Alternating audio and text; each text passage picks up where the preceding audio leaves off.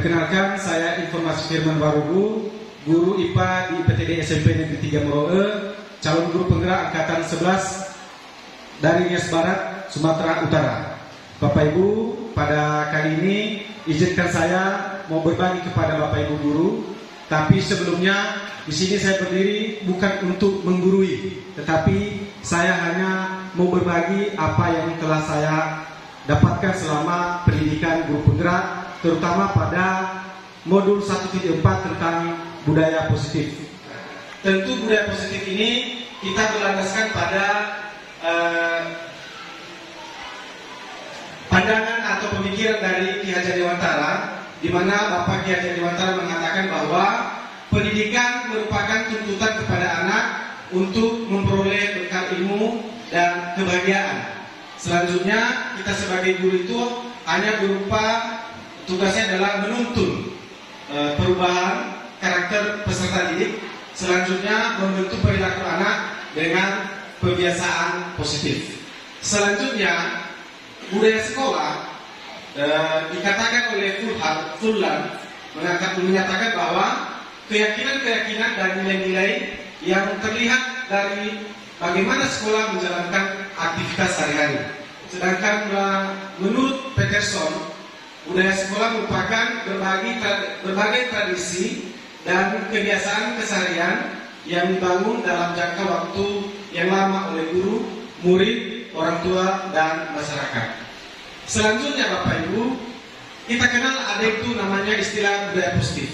Apa itu budaya positif? Positif itu nilai-nilai keyakinan dan kebiasaan-kebiasaan di sekolah yang berpihak pada murid, agar murid dapat berkembang menjadi pribadi yang kritis, penuh hormat, dan bertanggung jawab.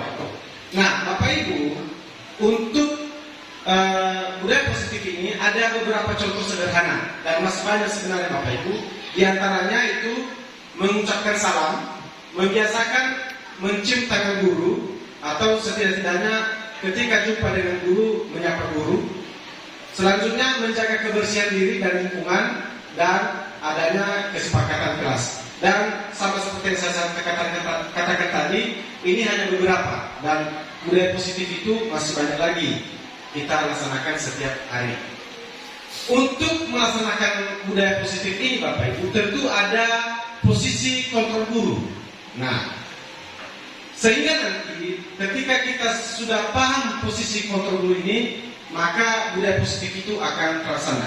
Supaya lebih memahami lebih konkret, mari kita melihat dari video pendek berikut ini bagaimana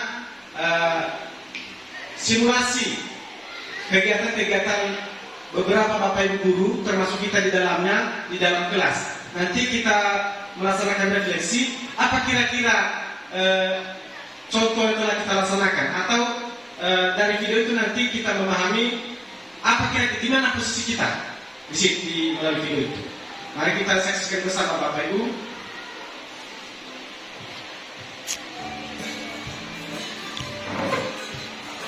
Jadi dari video ini nanti mari kita melihat ada 5 simulasi guru, apa perbedaan di dalamnya. Silakan mari memberikan gunakan meja. Anton, kamu sudah mengerjakan belum? Belum mengerjakan Bu. Kamu selalu lihat mengerjain PR. Sekarang kamu duduk di depan, lalu tulis. Saya berjanji tidak akan mengulangi lagi.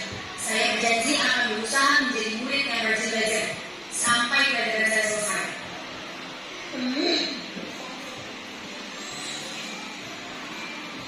Pagi anak-anak, hari ini ada tugas. Ada yang belum mengerjakan?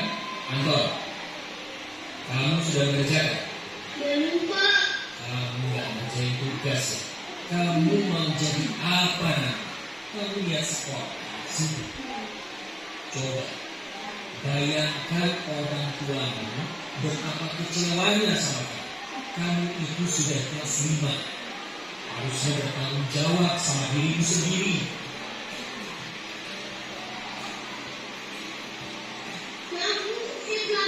Udah, nanti jangan ulang lagi ya. Kalau kamu rajin, ibu senang melihatnya. Ya, lain kali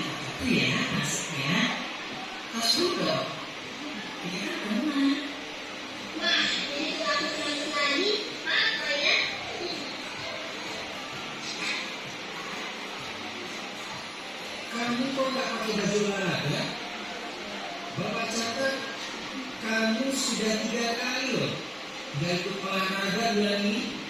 Iya Pak, 3 kali berarti saya dapat sanksi Pak.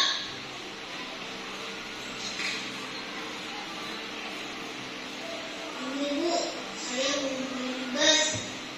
Maaf ya Bu, saya terlambat mengumpulkan tugas.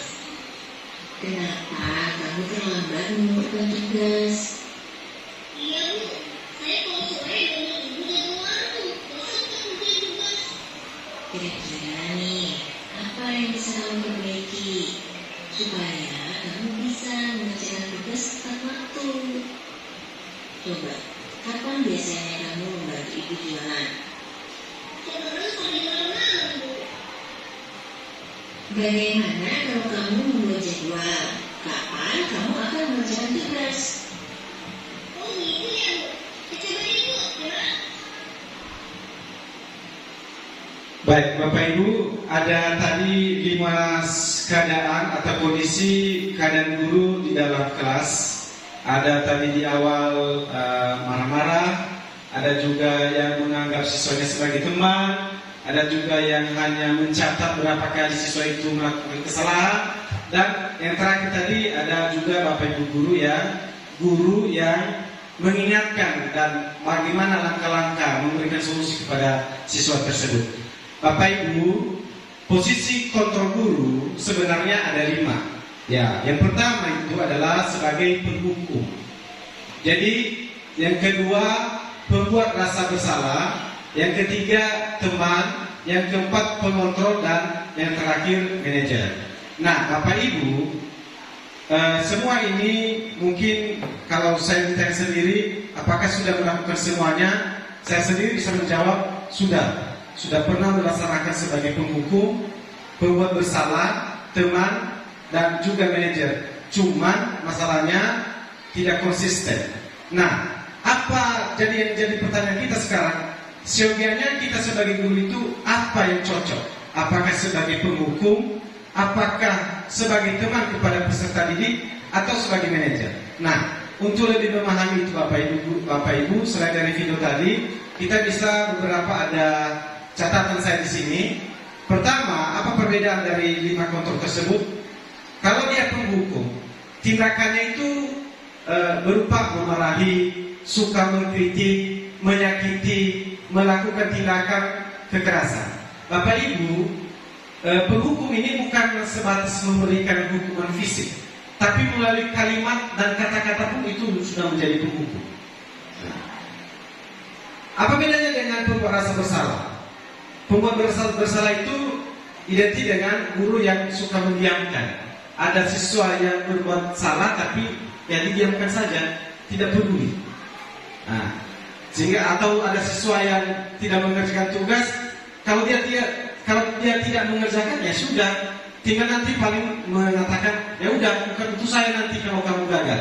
Itu kira-kira seperti itu guru yang suka membuat siswa merasa bersalah. Yang ketiga, teman. Ya, dia suka membuat pemakluman atau dia mengajak siswa itu seakan-akan mengajak supaya teman. Supaya tujuannya apa? Supaya yang dikatakan itu diikuti oleh siswa. Jadi ada di video juga tadi, artinya dia berkata lembut dan mengajak siswa tersebut mengajak sebagai teman. Selanjutnya ada pengontrol. Pengontrol ini adalah hanya suka mencatat. Ya, kalau siswa melakukan kesalahan dia mencatat, dia memantau saja. Jadi dia posisinya hanya pemantau. Yang terakhir manajer. Manajer itu ketika ada siswa yang melaksanakan kesalahan, dia bertanya, kenapa dia tidak menyelesaikan? Kenapa dia berbuat salah? Setelah dia bertanya, tentu dia mendapatkan jawaban dari siswa. Dari jawaban itu dia akan memberikan solusi. Apa langkah-langkah yang harus ditempuh? Dan juga siswa akan menyadari kesalahannya. Kira-kira seperti itu garis besarnya Bapak Ibu. Nah, saya kembalikan ke belakang. Apa akibat dari posisi kontrol yang lain? Misalnya penghukum, menjadikan teman, pembuat rasa bersalah, pengontrol. Siswa itu tidak menyadari kesalahannya. Nah, itu secara garis besarnya. Tapi kalau dia manajer, siswa itu mengerti akan kesalahan yang dilaksanakan, dan pada akhirnya nanti dia bisa menyelesaikan masalahnya. Nah, ada yang paling menarik yang paling terakhir ini, motivasi yang berkembang. Untuk penghukum, pembuat bersalah menjadi teman atau pemantau, siswa melakukan sesuatu itu karena dari luar, dari kita, karena dorongan dari kita. Jadi makanya di sini adalah motivasinya ekstrinsik dan berarti dari luar. Sedangkan kalau dia manajer, itu motivasinya belajar itu atau mengikuti sesuatu itu motivasi intrinsik, artinya dari dirinya sendiri. Dia bisa menyadari sendiri kesalahan yang telah dilaksanakan. Karena dia menyadari, dia akan berusaha memperbaiki. Tentu ya, kita sebagai guru akan membantu siswa, akan menuntut siswa untuk memperbaiki dirinya. Kira-kira seperti itu garis besarnya Bapak Ibu. Selanjutnya, supaya lebih memahami bagaimana posisi kontrol manajer, juga disiplin dan hukuman, juga hukuman dan konsekuensi, dan juga disiplin positif. Kalau dia posisi manajer, dia bertanya dan membuat kesepakatan kelas jika murid melakukan kesalahan atau pelanggaran, bukan menuduh, memberi hukuman, membiarkan murid melakukan kesalahan. Selanjutnya, berperan sebagai pamong atau menuntun agar murid dapat menemukan kemerdekaan dalam belajar.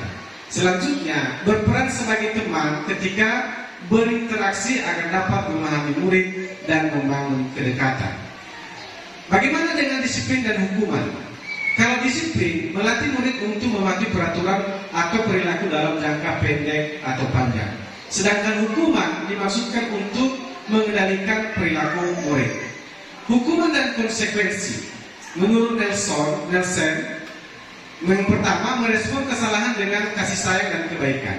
Selanjutnya, memberikan pertanyaan yang bisa menimbulkan diskusi. Yang terakhir, lihat kesepakatan yang terjadi, kesalahan untuk didiskusikan bersama. Sekarang kita masuk pada disiplin positif. Disiplin positif adalah sebuah model disiplin yang difokuskan pada perilaku murid agar menjadi pribadi yang penuh hormat dan bertanggung jawab. Selanjutnya, disiplin positif mengajarkan keterampilan sosial dan emosional dengan cara penuh hormat dan membesarkan hati. Artinya Bapak Ibu, agar siswa melakukan sesuatu hal, agar siswa mengerjakan sesuatu hal, agar siswa belajar dengan tekun, kita harus melaksanakan namanya budaya positif.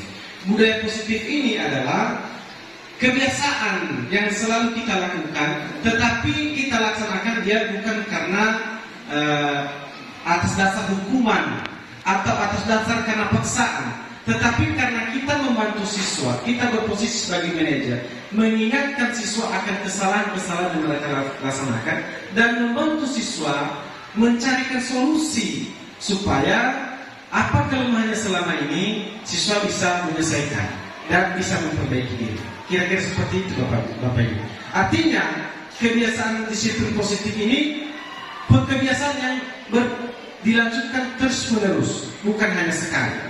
Nah, ada kriteria utama dari disiplin positif. Yang pertama, bersikap baik dan tegas, membantu murid merasa dihargai, mempertimbangkan efektivitas dan dampak jangka panjang bagi proses belajar murid, membekali murid dengan keterampilan sosial dan pertumbuhan karakter, mengajak murid untuk menemukan bagaimana mereka mampu menggunakan kekuatan diri dengan cara yang membangun.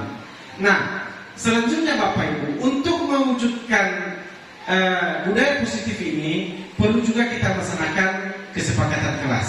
Dan semester ini, puji Tuhan, seluruh Bapak Ibu guru dan apalagi wali-wali kelas sudah melaksanakan kesepakatan kelas. Ya, jadi melalui kesepakatan kelas tersebut Bapak Ibu, ketika ada siswa yang melakukan kesalahan, tinggal kita mengingatkan apa keyakinan atau kesepakatan kelas yang telah dibuat.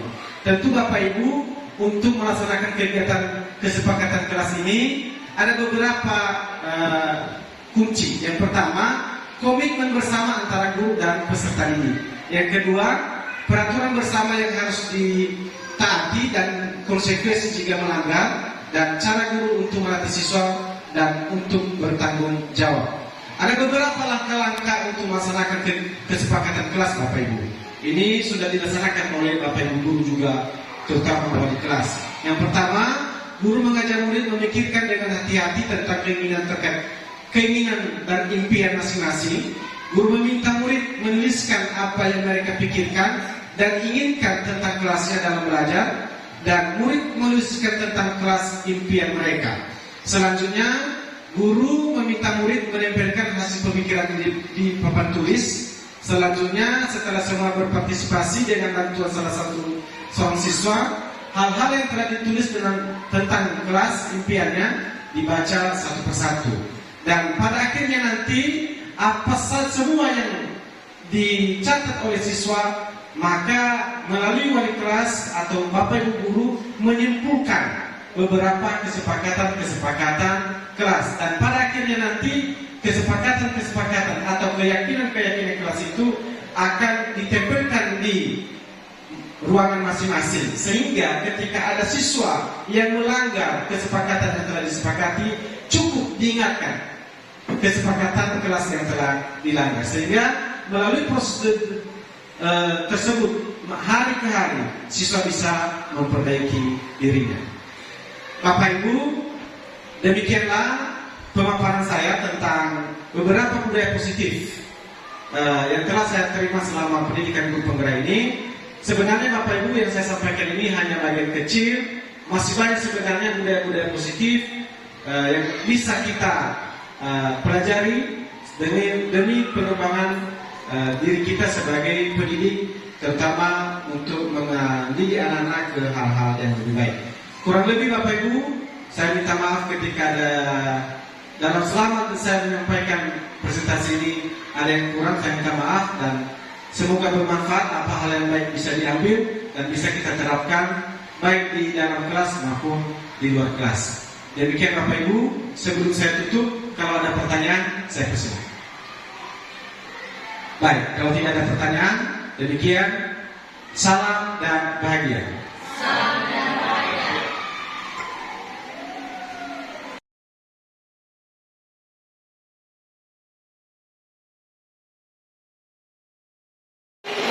Perkenalkan, nama saya Margaret Putri Putler. Saya guru bahasa Indonesia di UPTD SMP Negeri 3 Moroe. Saya berterima kasih kepada Bapak Informasi Firman Warubu, karena melalui dia saya bisa mengenal budaya positif dan menerapkannya di sekolah, serta saya dapat termotivasi untuk menerapkan di sekolah. Terlebih-lebih sebagai wali kelas, saya bisa menerapkan penyusunan keyakinan kelas di sekolah. Terima kasih.